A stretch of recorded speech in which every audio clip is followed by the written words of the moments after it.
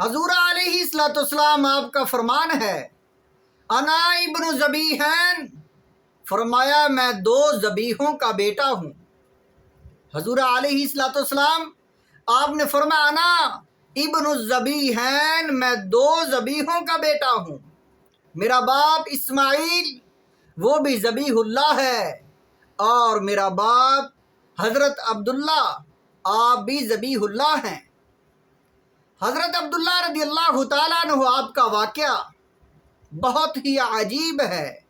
آپ کی قربانی اتنی بڑی قربانی اور ایسی حیرت انگیز قربانی جس کا واقعہ تاریخ کی کتابوں میں ملتا ہے۔ حضور علیہ الصلوۃ والسلام آپ اسی طرف اشارہ فرما رہے ہیں، انا ابن ذبیحین، میرا باپ اسماعیل اور میرا باپ عبداللہ دونوں ہی ذبیح اللہ ہیں۔ واقعہ یہ ہے، حضور علیہ الصلوۃ والسلام کی ولادت سے پہلے آپ کے دادا جان حضرت عبد المطلب آپ کو خواب آیا، اے عبد المطلب آب زمزم کو کھودو۔ آب زمزم خشک ہو چکا تھا۔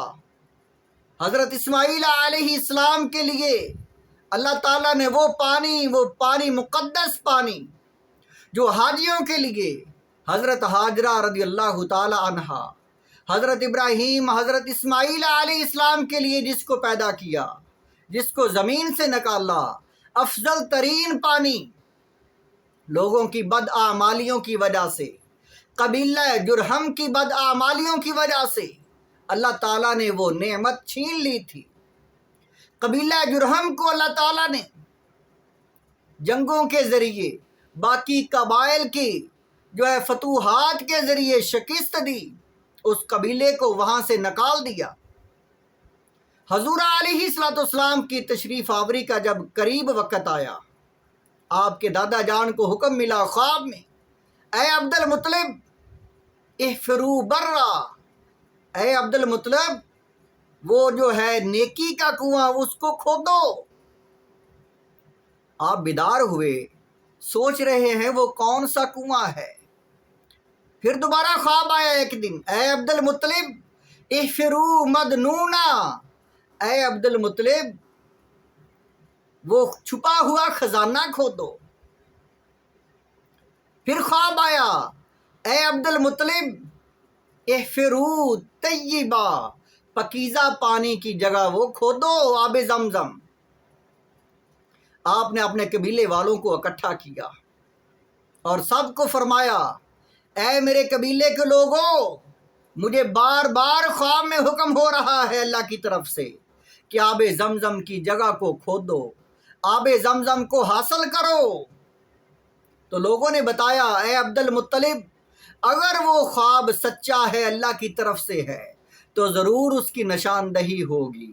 اللہ تعالیٰ خود بتائے گا کہ فلاں جگہ ہے، یہاں پر آب زمزم ہے۔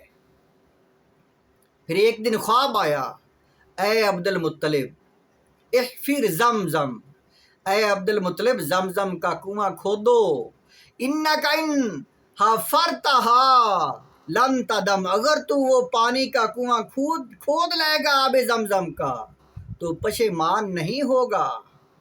اے عبد المطلب وَهِيَ مِيرَاثٌ مِّنْ أَبِيكَ الْأَعْظَمِ، تیرے باپ اسماعیل کی وہ جائیداد، وہ وراثت ہے، وہ دولت ہے۔ اے عبد المطلب اس کو کھودو، لا تنفذ ولا تزم تسقی الحجیج الاعظم، اے عبد المطلب وہ پانی دوبارہ خشک نہیں ہوگا، وہ حاجیوں کے لیے حاجیوں کو سیراب کرے گا۔ وقت آنے والا ہے اللہ کے حکم کا، اللہ کے نبی کا۔ اے عبد المطلب حاجی حج کرنے آئیں گے اللہ کے حکم کے مطابق، اے عبد المطلب اس کو کھودو حاجیوں کے لیے۔ حضرت عبد المطلب رضی اللہ تعالی عنہ آپ نے پوچھا وہ کہاں ہے، این ہی، وہ آب زمزم کا کنواں کہاں ہے؟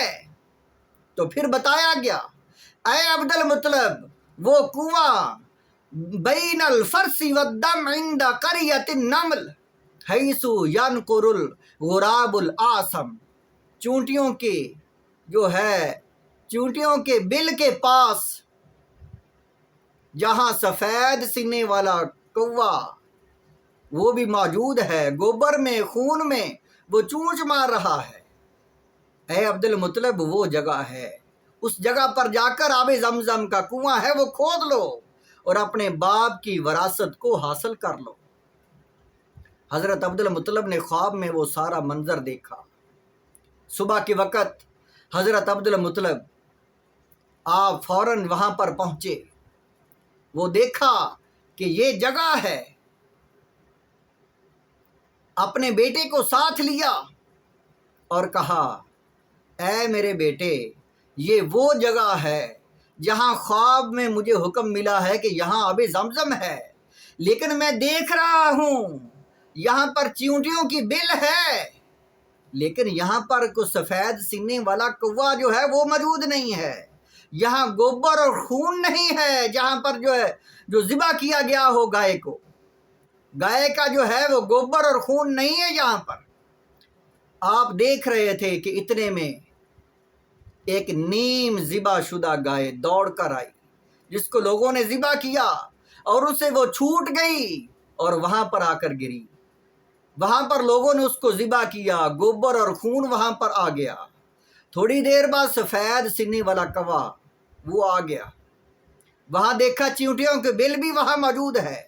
آپ نے فرمایا اے میرے بیٹے حارث، اس وقت آپ کے ایک بیٹے تھے آپ کے بیٹے تھے حارث،